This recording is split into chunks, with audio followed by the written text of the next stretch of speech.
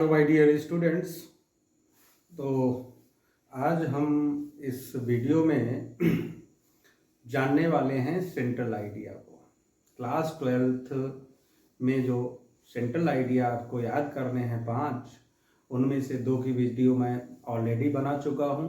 आज हम इस वीडियो में बनाएंगे सेंट्रल आइडिया पे वीडियो, जो कि है अ थिंग ऑफ ब्यूटी।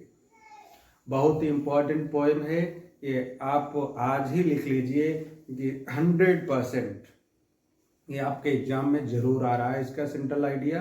तो आप जरूर सीख लें, याद कर लें। और तो कुछ एक बातें जो मैं आपको बताना चाहता हूँ, जैसा कि हम सभी जानते हैं थिंग ऑफ ब्यूटी एक बहुत ही फेमस पोएम है जॉन कीट्स की।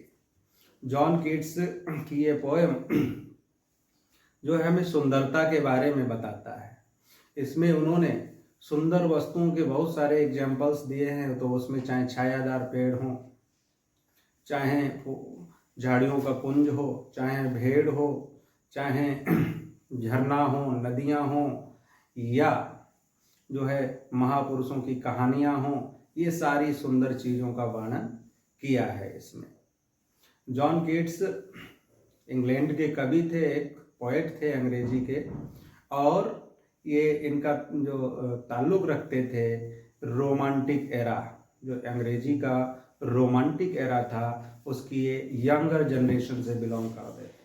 तो आप जब भी सेंट्रल आइडिया लिखते हैं तो 2 चीज़ें लिखना ना भूलें, एक तो पोएम का नाम और दूसरा पोएट का नाम।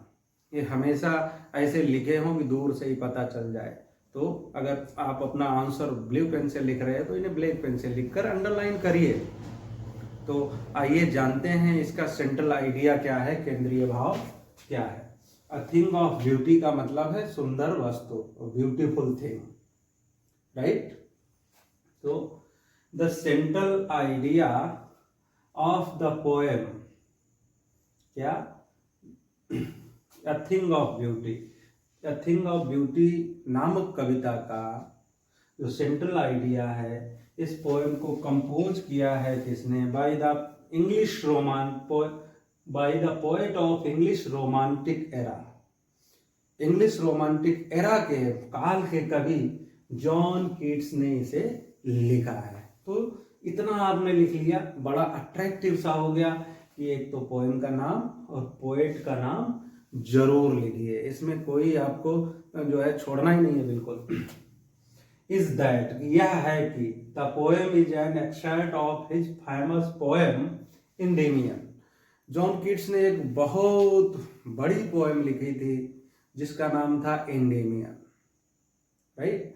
वहीं से, उसी पोएम से ये छोटी सी कविता जो आपके सिलेबस में है, इसे लिया गया है। तो ये एक अंश है इसका, उनकी प्रसिद्ध कविता एंडेमियन का। अ ब्यूटीफुल थिंग क्या? अ ब्यूटीफुल थिंग, एक सुंदर वस्तु, ऑलवेज हमेशा, गिव्स इटर्नल जॉय, हमेशा लगातार जो है आनंदित करती रहती है हमें। कौन? सुंदर वस्तु। और सुंदर वस्तु का मतलब कोई प्रकृति की चीज हो सकती है, कोई बिल्डिंग्स हो सकती हैं हिस्टोरिकल, कोई कहानियां हो सकती हैं, ये सारी ब्यूटीफुल चीजें हैं। It never loses its importance, इसका महत्व कभी नहीं खत्म होता। जो सुंदर चीजें हैं इनका महत्व कभी नहीं खत्म होता है, चाहे ये नई हो या पुरानी हो, कितने भी दिन हो जाए। It has a power to remove the pall of negativity and darkness.